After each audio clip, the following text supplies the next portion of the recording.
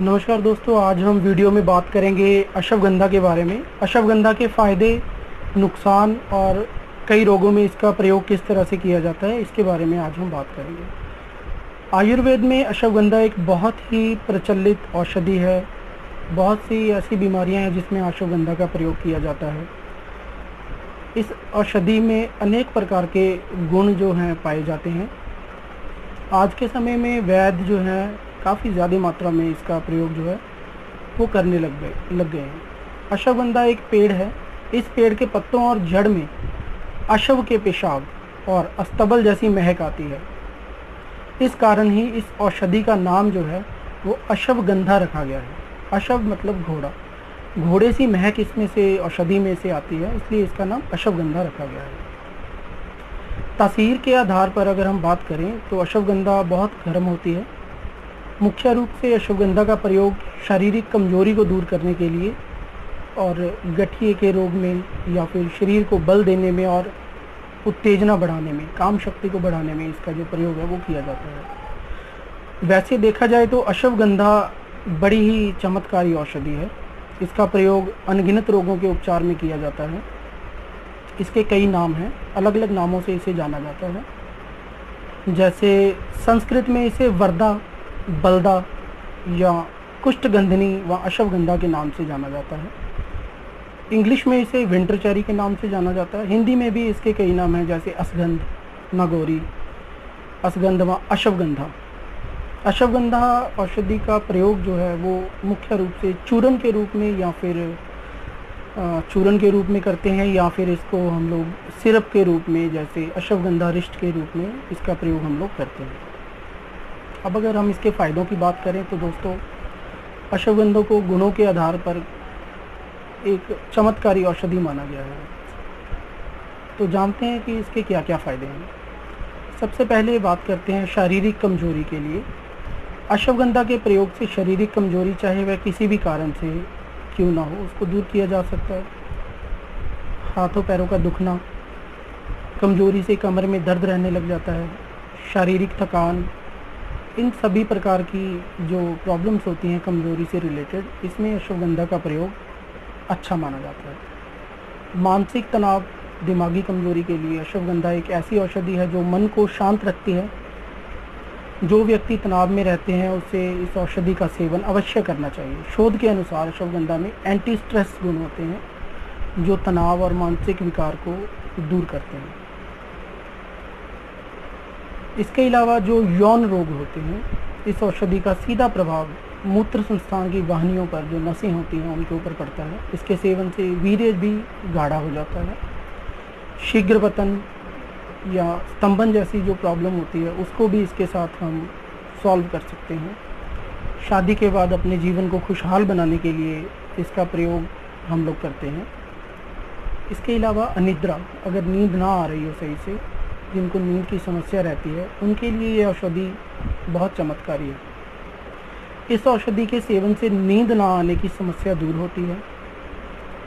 जिन्हें टूटकर नींद आती है या फिर गहरी नींद नहीं आती है, मान लीजिए आप रात में सोए हुए हो, आपकी नींद बार बार खुलती है, तो ऐसी समस्या के लिए भी आप अश्वगंधा को प्रयोग कर सकते हो। ये आपको निश्चित ही फ़ायदा करेगी। गठिए का रोग, जो कि आजकल आम देखा जाता है, या हड्डियों की कमजोरी का जो रोग होता है, उसमें अश्वगंधा की तासीर गर्म होती है। इसलिए ये गठिए और हड्डियों के दर्द जैसी जो प्रॉब्लम्स आज की डेट में लेडीज़ को या फिर जेंट्स को जो आती हैं, उसके लिए ये बहुत फ़ायदेमंद है।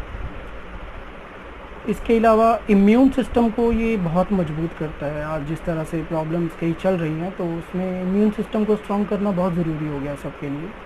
तो अश्वगंधा औषधि का प्रयोग व्यक्ति को शरीर से हिष्ट-पुष्ट और स्वस्थ बनाता ही है, साथ में उसकी जो रोगों से लड़ने की ताकत होती है उसको भी ये ठीक करता है और बढ़ाता है।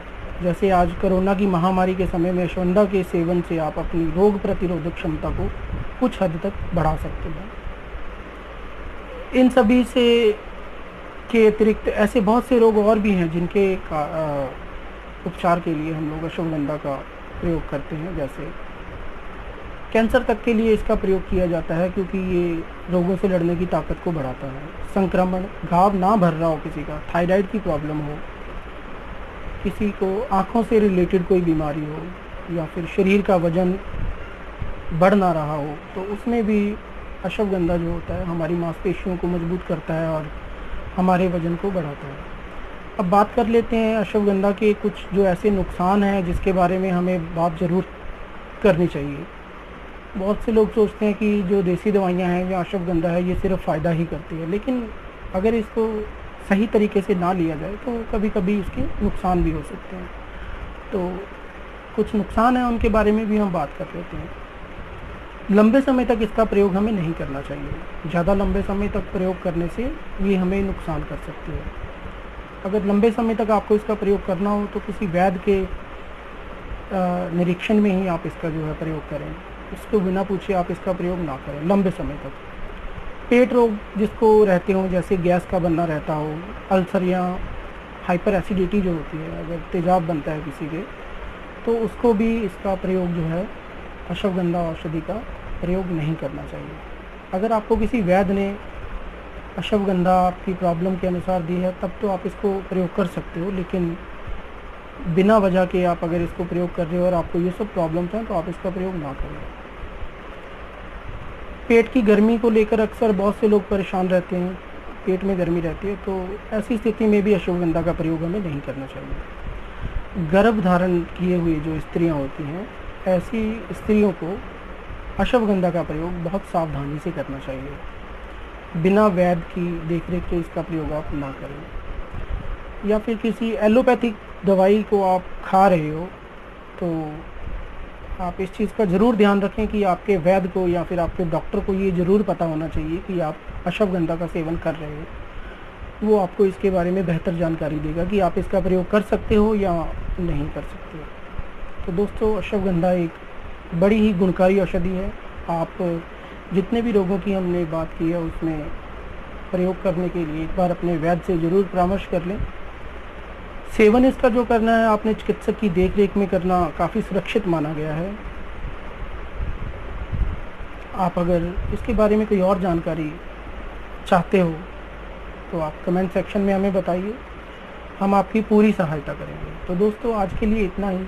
उम्मीद करता हूँ कि वीडियो आप लोगों को अच्छी लगी होगी। इसी तरह की और भी बहुत सारी वीडियोज़ लेकर के मैं फिर आपके सामने हाजिर होऊंगा। जब तक के लिए धन्यवाद दोस्तों।